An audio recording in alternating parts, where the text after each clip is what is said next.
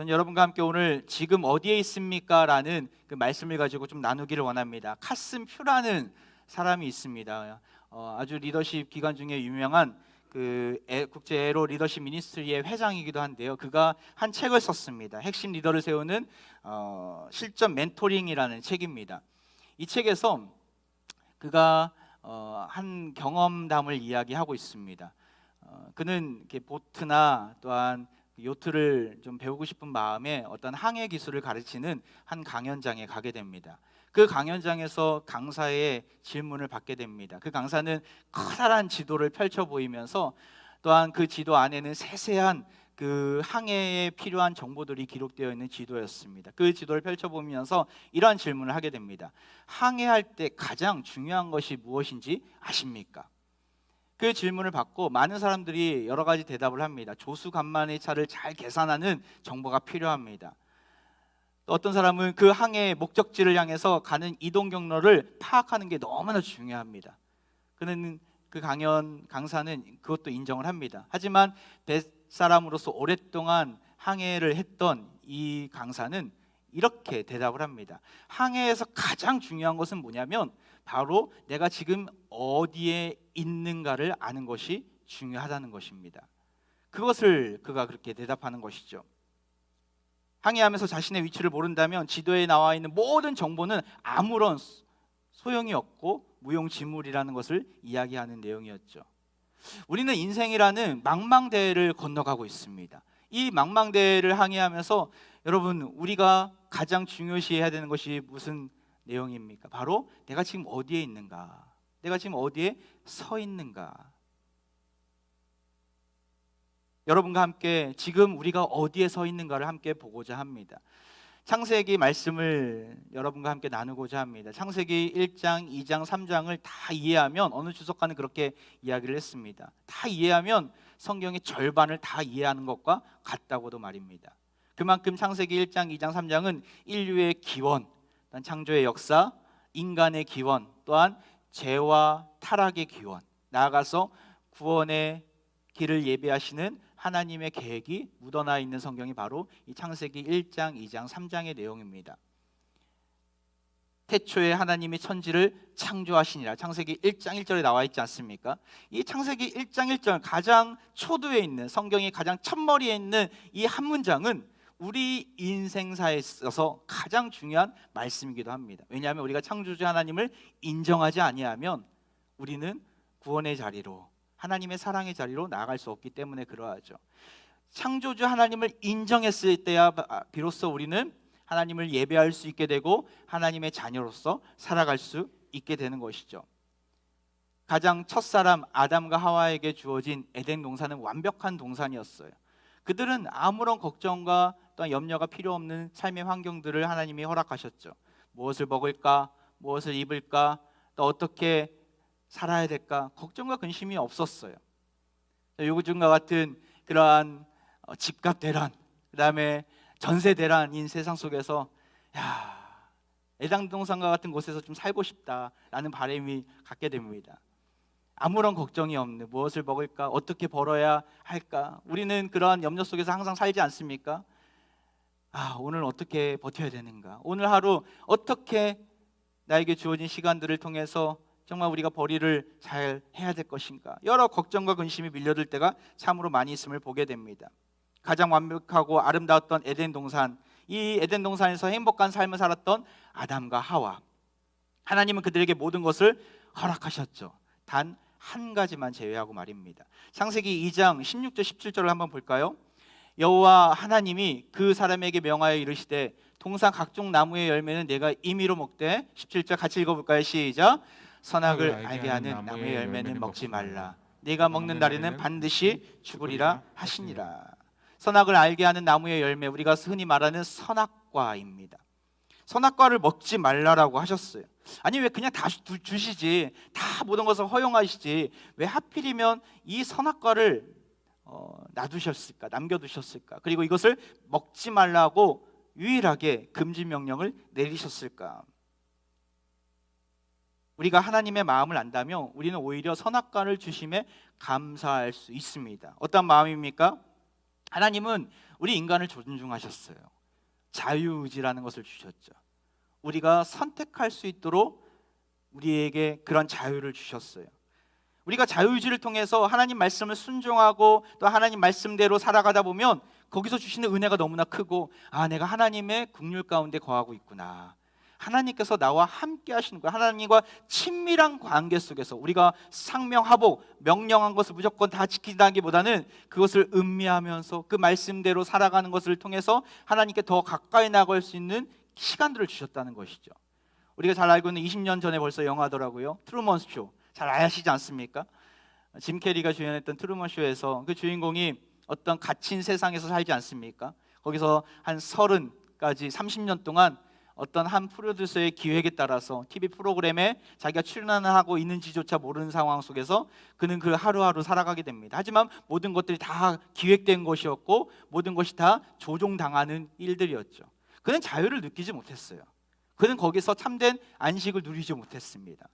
그 벽을 뚫고 지나갔을 때야 참 비로소 참된 인간으로서 살게 되었다는 것이죠. 마찬가지입니다. 우리가 하나님의 로봇은 아니잖아요. 하나님 우리를 로봇으로 지으지 않으셨어요.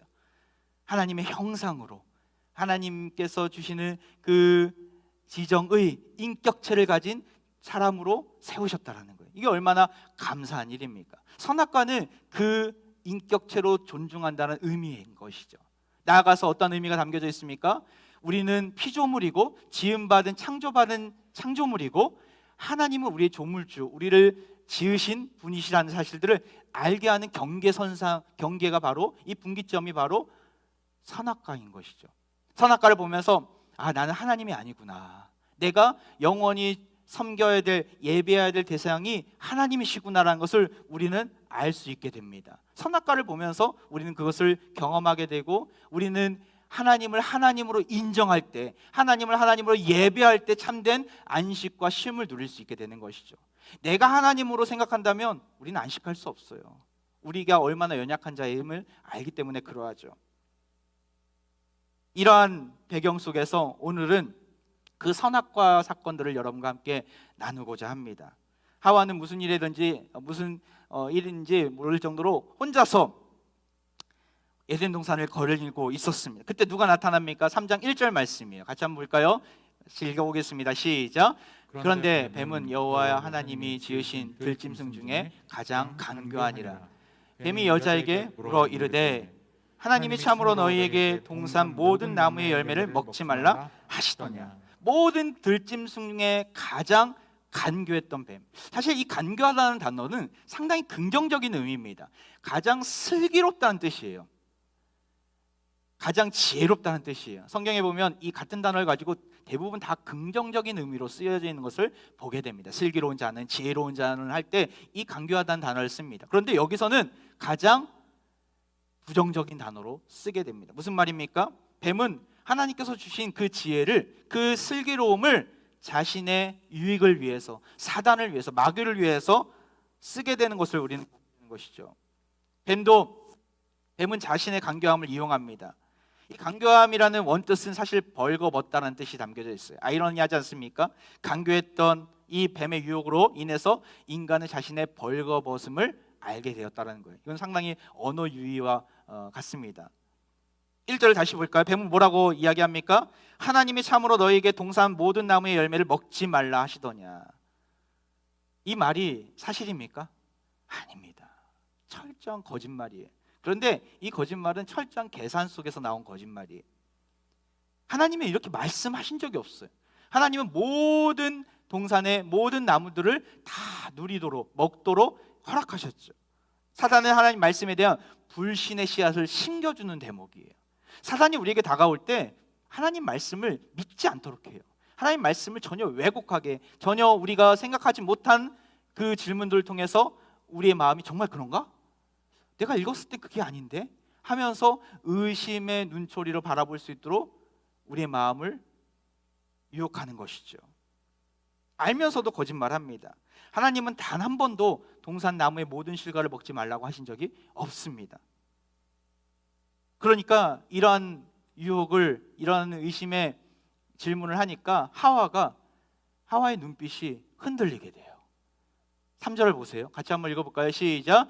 동산 중앙에 있는 나무의 열매는 하나님의 말씀에 너희는 먹지도 말고 만지지도 말라. 너희가 죽을까 하노라 하셨느니라. 이 한 대목, 이 대답에서 우리는 하와의 흔들리는 의심의 모습을 보게 됩니다. 하나님 말씀을 신뢰하지 않는 믿음의 모습이 흔들리는 것을 보게 돼요.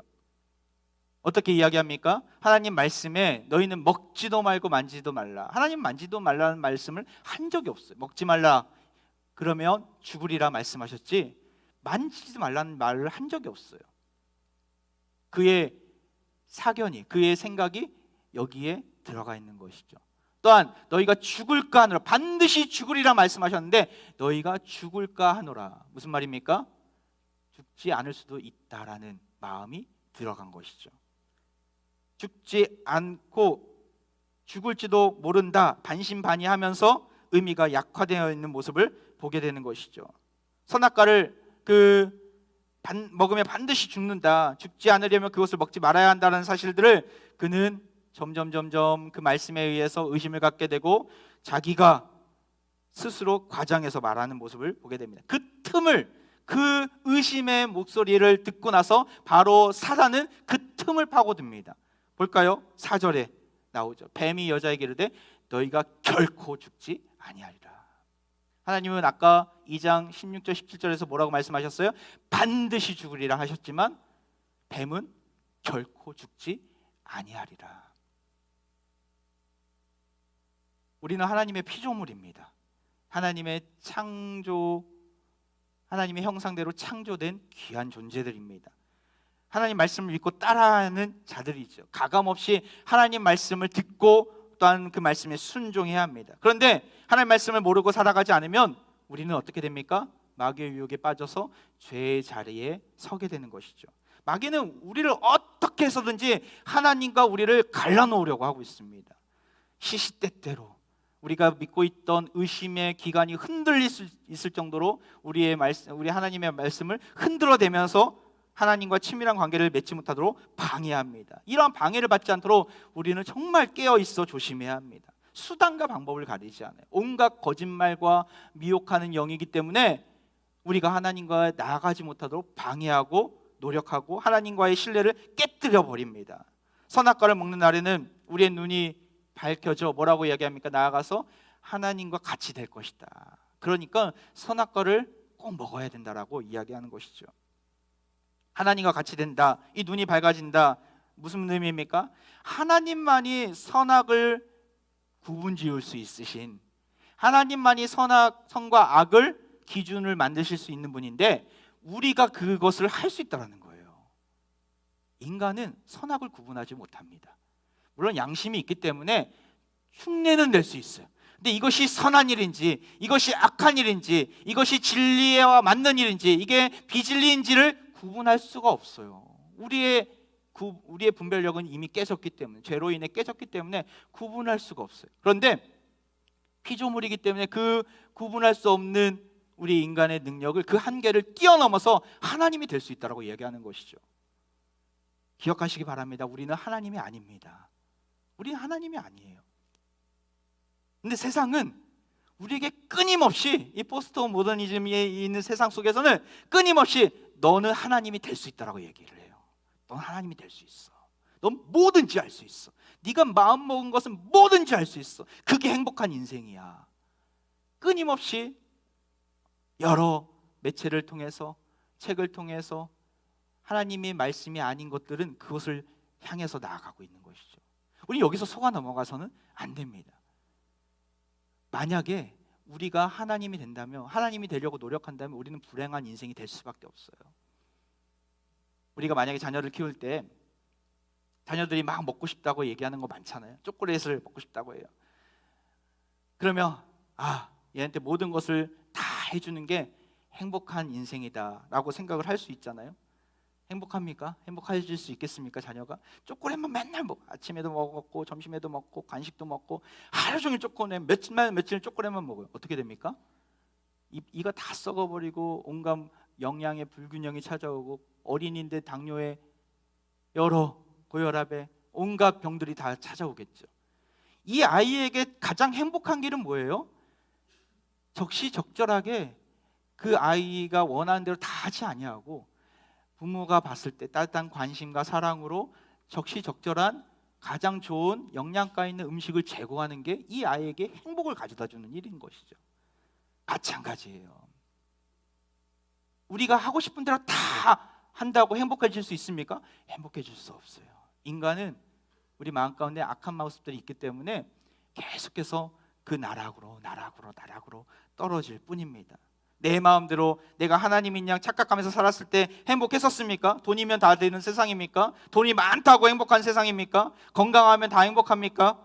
능력과 생각대로 살 수 있으면 행복합니까? 실상은 그러하지 못합니다. 일주일 전에 우리나라 최대 기업의 회장이 이 땅을 떠났습니다.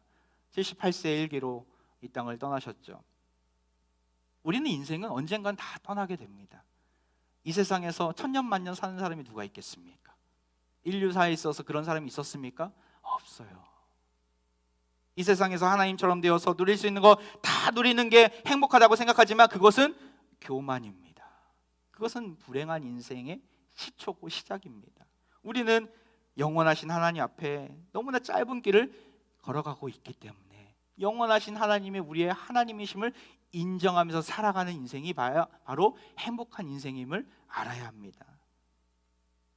우리는 죄의 본질이 여기 있음을 알아야 합니다. 죄는 하나님의 자리에서 하나님을 끌어내리는 거예요. 내가 하나님의 자리로 올라가는 거예요. 죄하면 어떤 신호를 지키지 않고 거짓말을 하거나 욕을 하거나 폭력을 행사하거나 어떤 법의 범주에서 벗어나는 것을 죄라고 하는데 그것도 물론 범죄죠. 하지만 궁극적인 죄는 무엇입니까? 하나님의 자리에서 하나님을 끌어내리고 내가 하나님의 자리에 올라가면서 하나님 말씀을 무시하는 거예요. 하나님 말씀에 순종하지 않겠다라는 거예요. 하나님을 믿지 않겠다라는 거예요. 이게 죄의 본질이에요. 아담과 하와가 여기서 넘어진 거예요. 선악과를 먹느냐 안 먹느냐는 부차적인 문제고 사실은 하나님이 되고자 했던 그 교만의 속에서 죄가 드러난 것이죠. 그들이 쫓겨난 이유가 거기에 있는 것이죠. 마귀는 인간의 그러한 욕심을 알았습니다. 온갖 유혹을 통해 하나님 말씀을 왜곡함으로 그들을 넘어뜨리려고 했던 것이죠. 결국 어떻게 됩니까? 마귀가 말한 대로 그들의 바램대로 하나님이 됩니까? 아니에요. 7절을 보세요. 7절을 같이 한번 읽어보겠습니다. 시작. 이에 그들의 눈이 밝아져 자기들이 벗은 줄을 알고 무화과 나무 잎을 엮어 치마로 삼았더라. 선악과로 인해 눈이 밝아졌는데 하나님 됐습니까? 되지 않아요. 죄가 찾아오고 그 죄에 넘어지게 되면 뭐가 찾아옵니까? 수치심이 찾아와요. 부끄러움이 찾아와요.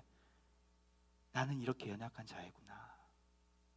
이 욕망 가운데 무너지는 자이구나.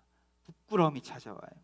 그 수치심을 없애보고자 뭐를 만들었어요? 무화과 나무 잎을 가지고 치마로 삼았어요. 너무나 연약한 인간의 모습이 여기에 드러납니다.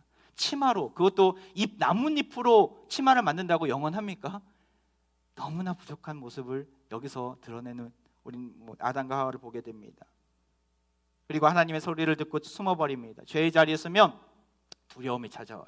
그 두려움은 단순히 먹었느냐 안 먹었느냐의 두려움, 그것 때문에 두려운 것이 아니라 벗어서 두려운 것이 아니라 하나님의 심판이 두려운 것이죠. 가끔 뉴스를 보면 범죄자들이 마스크나 머리카락으로 얼굴을 가리거나 자신을 가리려고 했던 모습들이 있지 않습니까? 죄가 찾아오면 인간의 본성이에요. 죄가 찾아오면 우리는 숨어버리고 싶고 수치심 가운데 빨리 벗어나고 싶습니다. 그래서 그 수치심을 가리기 위해서 온갖 것을 다 활용을 하잖아요. 어떤 사람은 명예라는 것으로 그런 옷을 입고 수치심을 가리려고 합니다. 포장하는 거죠. 어떤 사람은 부와 영화라는 그런 수치심을 그것을 가지고 수치심을 가리려고 노력합니다. 어떤 사람은 권력이라는 옷을 잡으려고 하고, 어떤 사람은 선을 열심히 쌓는 것으로, 또 어떤 사람은 학문을 깊게 들어가는 것으로 철학책을 공부하면서 수치심을 가리려고 해요. 잊으려고 해요. 하지만 잊어집니까? 잊어지지 않습니다. 한 나라의 왕이 지나가다가 다리 밑에 있는 거지가 너무나 불쌍한 거예요. 그래서 저 거지를 긍휼히 여겨서 왕자로 삼아야 되겠다 해서 찾아왔어요. 그를 데리고 왔어요. 그리고 그 순간 그는 왕자가 되었어요. 신분적으로 왕자가 되었어요. 세수하라고 금 세숫대야를 거기다 물에 담아서 갖다 주니까 금에 담긴 물이 너무나 귀해서 그런지 그것을 벌컥벌컥 마시게 돼요. 그리고 평생 한 번도 해보지 않았기 때문에 숟가락 젓가락을 제대로 써보지 않았기 때문에 손으로 막 먹고 있죠. 팔자걸음을 걷고 쩝쩝 소리를 내면서 행동하게 됩니다. 먹게 됩니다. 신하들은 주의를 주죠. 왕자님 이러시면 안 됩니다. 여기서 이러시면 안 됩니다. 하지만 그의 옛 본성은 지울 수가 없죠. 왕자로 사는 삶이 얼마나 귀찮은 일인지 그는 빨리 다시 저 다리 밑으로 가고 싶다, 이런 마음들이 생겨났다고 합니다. 환경이 바뀐다고 우리의 죄악은 바뀌지 않습니다. 하나님 없는 대안은 임시적입니다. 그때 그 순간뿐입니다. 하나님께서 제시하신 그 죄를 없애는 방법을 알지 못하면 우리는 영원히 죄 가운데 거할 뿐인 것이죠. 참 감사하게도 하나님은 죄가 많고 숨어버린 자들에게 찾아와 주세요. 만져주시고 내가 여기 있다, 그를 불러주세요. 하나님은 우리를 내버려 두지 않으시고 모른 채 하지 않으시고 우리에게 다가와 주신 것이죠. 오늘 예배 자리에 처음 나오신 분이 있다면 정말 그 하나님의 음성 가운데 그 하나님의 따스하신 그 사랑의 눈길을 바라보며 나오시길 소망합니다. 우리가 오랫동안 복음을 들었지만 복음에 대해서 너무나 메말라 있고 하나님의 사랑에 대해서 아무런 감각이 없는 분들이 있다면 이 시간 다시금 하나님의 그 따스한 음성을 듣기를 소망합니다. 주님께서 나와 함께 해주시고 죄 많고 수치심이 가득하고 부끄러운 나에게 찾아와 주옵소서. 두 팔 벌려 하나님의 그 사랑을 만끽하시길 소망합니다. 9절을 보세요. 하나님이 따스한 음성으로 아담에게 이렇게 말씀하십니다. 같이 한번 읽어볼까요? 시작. 여호와 하나님이 아담을 부르시며 그에게 이르시되 네가 어디 있느냐? 네가 어디 있느냐? 이 내가 어디 있느냐라는 이 질문은 정말 인생의 가장 근본적인 질문이에요. 내가 지금 어디에 서 있는가? 하나님은 그 인생 처음 인간에게 질문하시는 내용이 이 내용이에요. 네가 어디 있느냐? 여러분 지금 어디에 서 계십니까? 하나님이 몰라서 물어보실까요? 그 전지전능하신 하나님이 몰라서 아담이 지금 어디 있지 진짜 찾으러 다니시면서 물어보시는 겁니까? 아닙니다. 하나님은 아담이 어디 있는지 알고 있어요. 생각해 보라는 거예요. 너 지금 어디에 서 있니?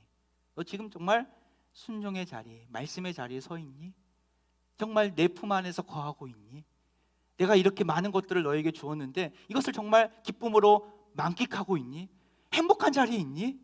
아니면 세상에 눈을 돌려서 하나님이 아닌 헛된 것들을 향해서 나아가고 있진 않니? 네가 어디 있니 지금?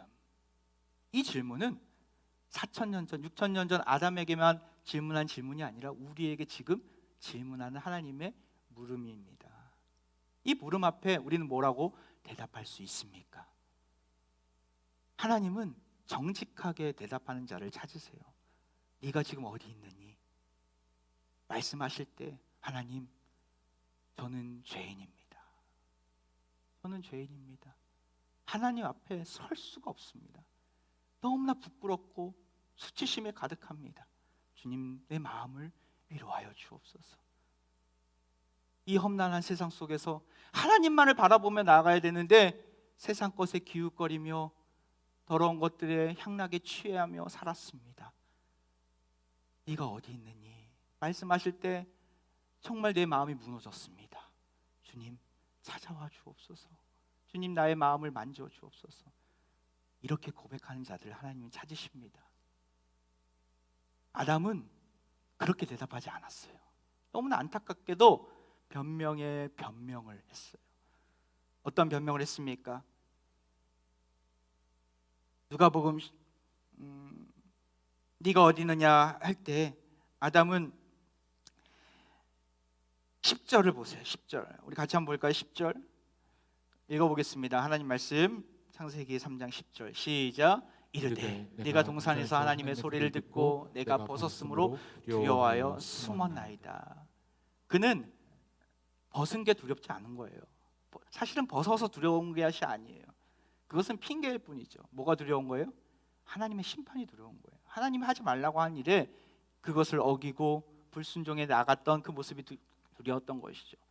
이 두려움은 뭘로 바뀝니까? 증오로 바뀌게 돼요. 누구를 향한? 하나님을 향한 증오로 바뀌게 돼요. 12절을 보세요. 아담이 이르되 하나님이 주셔서 나와 함께 있게 한 여자 그가 그 나무 열매를 내게 주므로 내가 먹었나이다. 내가 먹은 것 자체가 죄인데 그것은 알지 못하고 내가 실수하고 내가 정말 죄의 자리에 있던 것이 너무나 악한 행동이었는데 그것을 인정하지 못하고 저 여자 때문입니다. 처음부터 얘기를 하면서 그 여자는 누가 주셨습니까? 하나님이 주셨습니다. 하나님이 주셔서 나와 함께 했던 저 하와 때문에 내가 이 열매를 먹은 것입니다. 그는 지금 변명에 변명을 하는 거예요. 그리고 그 화살을 누구에게 돌리고 있는 거예요? 하나님께 돌리고 있는 거예요. 우리 인간이 그렇습니다. 하나님은 따스한 음성으로 우리에게 찾아와 주셨는데 우리를 정죄하려고 오신 것이 아니에요.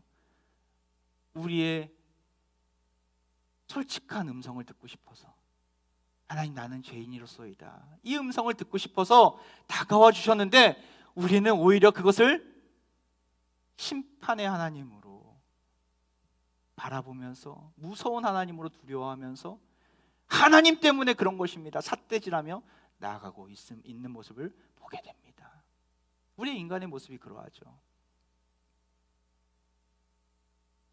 하와도 마찬가지였어요. 하와도 뱀 때문에 그렇다고.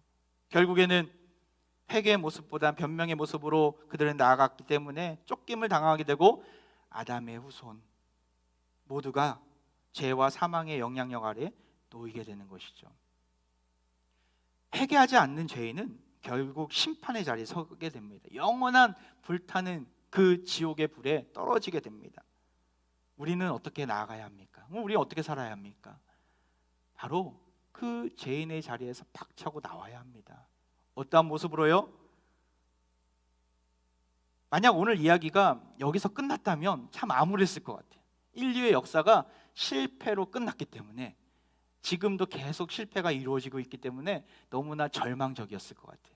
근데 참 감사하게도 하나님은 참으면서 기다려주시고 우리가 피할 길을 보여주세요.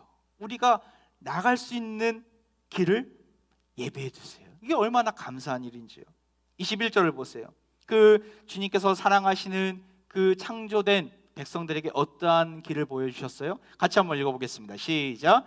여호와 하나님이 아담과 그의 아내를 위하여 가죽옷을 지어 입히시니라. 여러분 어떤 느낌이 있으십니까? 하나님이 아담과 하와를 위하여 가죽옷을 지어 입히시니라. 뭐 그냥 스쳐 지나가는 한 대목이에요. 근데 이 한 대목 안에는 정말 무궁무진한 하나님의 구원의 계획이 들어가 있어요. 앞서서 그들은 어떤 옷을 입고 있습니까? 무화과 나무 잎으로 만든 옷을 입고 있죠. 금방 찢어지고 금방 상하고 썩게 될 옷이에요. 우리 인간은 그 수치심을 가리기 위해서 그렇게 별것도 아닌데 그것을 부여잡고 살아요. 그게 마치 영원한 우리의 수치심을 가려주는 것인 양 말입니다. 그런데 하나님은 그것을 다 버리게 하시고 무엇을 만들어 주셨어요? 가죽옷을 지어 입히시니라. 지어라는 단어는 창조주 하나님이 1장에서 궁창을 만드시고 할 때 그 만드시고라는 단어와 똑같은 단어예요. 무슨 말입니까? 창조하셨다는 거예요. 우리 인간을 위해서 이렇게 예비하시고 철저한 하나님의 주도권 가운데 이 옷을 지어주셨다는 거예요. 가죽옷이 무슨 의미가 있습니까? 그냥 가죽옷, 그냥 가죽으로 만든 옷이지. 아닙니다. 인간의 수치심과 인간의 나약함, 인간의 죄를 가려주는 것이에요. 그 죄를 가리기 위해서 하나님은 지금 무엇을 이용하셨어요? 짐승의 가죽을 이용하셨어요. 짐승의 가죽옷으로 만들려면 어떻게 합니까? 피를 흘려야 돼요. 피를 흘리시고 희생하셔서 가죽옷을 만들어야 한다는 거예요. 무슨 의미입니까? 이 가죽옷은 무슨 의미가 담겨져 있습니까? 우리 인간의 죄를 해결하려면 죄의 대가가 필요해요. 우리의 수치심을 가리려면, 우리의 부끄러움을 없애려면 그 대가가 필요해요. 그것은 피 흘림밖에 없어요. 피 흘림이 없으니까 사함이 없느니라. 피 흘림밖에 없어요. 그 피를 흘리기 위해서 누구를 보내주셨어요? 요한복음 3장 16절. 우리 잘 아는 말씀 아닙니까? 같이 한번 읽어보겠습니다. 시작. 하나님이 세상을 이처럼 사랑하사 독생자를 주셨으니 이는 그를 믿는 자마다 멸망하지 않고 영생을 얻게 하려 하심이라. 할렐루야. 하나님께서 길을 열어주셨다는 거예요. 그 길이 누구입니까? 누구를 통해서 길을 열어주셨어요? 독생자이신 예수 그리스도를 통해서. 왜 예수 그리스도를 보내셨습니까? 하나님이 세상을 이처럼 사랑하사. 하나님이 우리를 사랑하셨다는 거예요. 죄 많고 금방금방 하나님 말씀에서 불순종의 자리로 가는 우리를 사랑하셨다는, 끝까지 사랑하셨다는 거예요. 그들이 변명하고 하나님 때문입니다, 삿대질한다 할지라도 끝까지 사랑하셨다는 거예요. 하나님의 그 사랑으로 이 땅 가운데 독생자 예수 그리스도가 이 땅 가운데 오시고 우리를 위해서 그 죄의 대가 십자가의 형벌을 받으시고 온 물과 피를 다 쏟으시고 나서 우리를 살려주셨다는 거예요. 할렐루야. 이것이 구원의 은혜이지 않습니까? 이것이 복음의 은혜이지 않습니까? 가죽 옷이라는 뜻, 거기 다 그런 의미가 담겨져 있어요. 예수 그리스도라는 것이죠. 로마서 13장 14절에 이렇게 나옵니다. 오직 주 예수 그리스도로 옷 입고 정욕을 위하여 육신의 일을 도모하지 말라. 우리는 무엇을 입어야 돼요? 예수 그리스도를 입어야 합니다. 예수 그리스도가 우리의 가죽 옷이 되어 주셔서 세상의 온갖 풍파와 환난과 고난으로부터 우리를 보호해 주시고 우리의 연약한 모습들, 수치와 부끄러움과 더러운 죄악들을 가려 주신다라는 거예요. 누가요? 예수 그리스도가. 그래서 예수님이 우리의 구세주가 되신다는 것입니다. 구원자가 되어주신다는 거예요. 아담의 죄로 인하여서 온 백성들이 사망 가운데 거하고 있는 그 순간에 하나님은 예수 그리스도 이 땅 가운데 오실 것을 기억하시고 예비하시고 가죽 옷을 지어주심으로써 그들에게 놀라운 구원의 역사를 보여주신 것이죠. 고린도전서 15장 22절 이런 말씀이 있어요. 아담 안에서 모든 사람이 죽은 것 같이 그리스도 안에서 모든 사람이 삶을 얻으리라, 생명을 얻으리라. 아담 안에서는 모든 사람이 죽어버렸어요. 모든 사람이 더 이상 소망을 가질 수가 없었어요. 죄로 인하여서 모든 인류가 다 죄악의 구렁텅이에 깊게 빠져들었다는 거예요. 그런데 누구를 보내신 거예요? 예수 그리스도를 보내심으로 모든 주를 믿는 백성들이 생명을 얻게 됐다는 것이죠. 여러분, 이 복음의 은혜가 우리 삶 가운데 차고 넘치기를 소망합니다. 이것은 단순히 깨달음이 아니에요. 하나님께서 은혜를 주셔야 우리가 이해할 수 있고 이 복음의 진리를 받아들일 수 있을 때 우리는 행복해질 수 있습니다. 우리는 이 땅 가운데 하나님의 자녀로서 정말 기쁨의 생활을 누릴 수 있고 감사가 회복될 줄 믿습니다. 감사주의를 맞이하고 있어요. 무엇에 감사하십니까? 우리의 삶 가운데 감사가 있습니까? 여러 코로나로 인하여서 여러 경제적인 위기와 또한 질병과 여러 상황들이 내 마음대로 되지 않는 모습을 보면서 우리 가운데는 불평과 불만으로 나아갈 때가 있습니다. 하지만 복음 앞에 서면, 하나님의 말씀 앞에 서면, 이 복음의 진리를 잘 깨달으면 우리는 다시 감사할 수 있습니다. 다시 하나님을 기뻐할 수 있습니다. 예배 자리가 흥분되고 하나님께서 행하신 일들을 통하여 놀라운 그 일들이 기대가 되는, 놀라운 그 은혜가 기다려지는 그런 은혜가 있다는 것이죠. 우리 삶은 지금 어떻게 나아가고 있습니까? 네가 어디 있느냐? 하나님은 말씀하십니다. 그 말씀 앞에 우리는 무엇이라고 대답해야 합니까? 다시금 하나님 말씀에 서서, 복음 앞에 서서 하나님, 나는 죄인입니다. 주님밖에 없습니다. 이 고난 많은 세상 속에서 내가 의지할 분은 오직 하나님밖에 없습니다. 이렇게 믿음으로 고백하며 구원의 초청에 두 팔 벌려 응하시는 우리 화평의 가족들 되시기를 주의 이름으로 축원드립니다.